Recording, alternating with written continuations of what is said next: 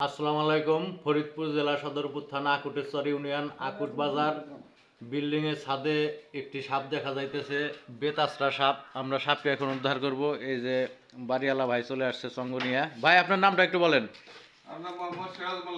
মোহাম্মদ সিরাজ মোল্লা ভাইয়ের বিল্ডিং এর মধ্যে এই যে বদু মোল্লা ভাই, আপনার বড় ভাই না?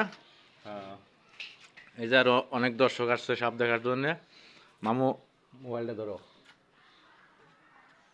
বিসমিল্লাহ।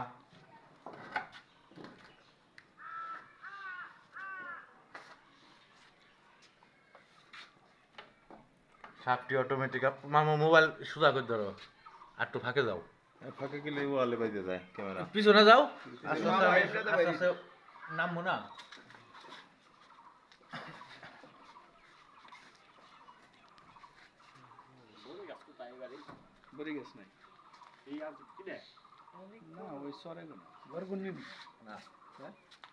এটার নাম হচ্ছে বেতাসরা সাপ, সম্পূর্ণ নির্বিষ। এটাতে কামড় দিলে কোনো ক্ষতি হয় না, কোনো বিষ নেই। এটা কালাসের নাগাল রং হলেও কালাস না। তো আমার একটা আবেদন এবং দেশবাসীর সবার আবেদন, প্রত্যেকটা উপজেলা স্বাস্থ্য কমপ্লেক্সে যেন ভ্যাকসিন রাখা হয়। এর থেকে আপনারা সবাই একমত? সবাই একমত। সাপ থাকে গ্রাম অঞ্চলে, টাউন অঞ্চলে বিষধর সাপ থাকে না। সেই ক্ষেত্রে প্রত্যেকটা গ্রাম অঞ্চলের উপজেলা স্বাস্থ্য কমপ্লেক্স হসপিটালে যেন ভ্যাকসিন রাখা হয়, এই আবেদন আমরা সবাই জানাইতেছি। আর কোনো লোক যেন সাপে কাটিয়ে মানুষ মারা না যায়, এই জন্য প্রত্যেকটা উপজেলা স্বাস্থ্য কমপ্লেক্সে ভ্যাকসিন রাখা জরুরি। এবং ভ্যাকসিনের পাশাপাশি ভালো ডাক্তারও রাখার প্রয়োজন দরকার। সদরপুর হসপিটালে অ্যাভেলেবেল ভ্যাকসিন পাওয়া যায় না। সর্বদ্রসন হসপিটালে অ্যাভেলেবেল ভ্যাকসিন আছে, তো ফরিদপুর হসপিটালে ভ্যাকসিন আছে, ঢাকা ভ্যাকসিন আছে। ঢাকা টাউনের মধ্যে তো বিষধর সাপ থাকে না, তাহলে ওখানে স্ট্রোকে ভ্যাকসিন রেখে লাভটা কি? যেহেতু গ্রাম অঞ্চল, চর অঞ্চল, এখানে সাপে মানুষকে বেশি দংশন করে, তো সেই ক্ষেত্রে তো গ্রাম অঞ্চলে এই ভ্যাকসিনটা রাখা জরুরি বেশি।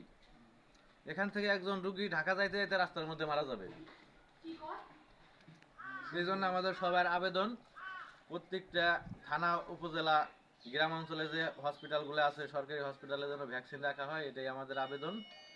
এটা সম্পূর্ণ নির্বিষ সাপ, এটা কামড় দিলে কোনো ক্ষতি হয় না। ধন্যবাদ, ভালো থাকবেন। আগামী অন্য কোনো ভিডিওতে দেখা হবে। আর করে রাখবেন 100 বলে ছবি ইউটিউব চ্যানেল সাবস্ক্রাইব করে রাখবেন। কারো বাড়িতে ঘরে সাপ দেখা গেলে আইডির প্রোফাইলে দেওয়া নাম্বারে যোগাযোগ করবেন, আমরা এসে উদ্ধার করার চেষ্টা করব। ধন্যবাদ, আল্লাহ হাফেজ। আরো একটি সাপ পাওয়া গেছে বাড়িতে। অনেকে বলে এরকম উড়ে আসে, এই সাপটিতে মাথায় কামড় দিয়ে দেখেন কিভাবে হা করে রয়েছে। এটি কিন্তু সম্পূর্ণ নির্বিষ সাপ। একই স্থান থেকে দুইটি সাপ উদ্ধার করা হলো।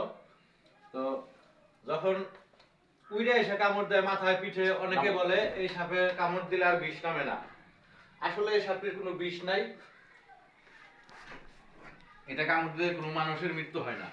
যদি মৃত্যু হইতো তাহলে আমি এইভাবে ধরে রাখতাম না, রাখতাম না। তা আপনারা কুসংস্কার থেকে সবাই বিরত থাকেন। এটার নাম বেতাসরা সাপ, বাসুয়া সাপ, বা সুতানলি সাপ, উড়ালপঙ্খী সাপ, বিভিন্ন জনে বিভিন্ন নামে চিনে। আবার এটা কিন্তু ফুলতেছে আর রং চেঞ্জ হইতেছে ভিতরে থেকে, দেখেন।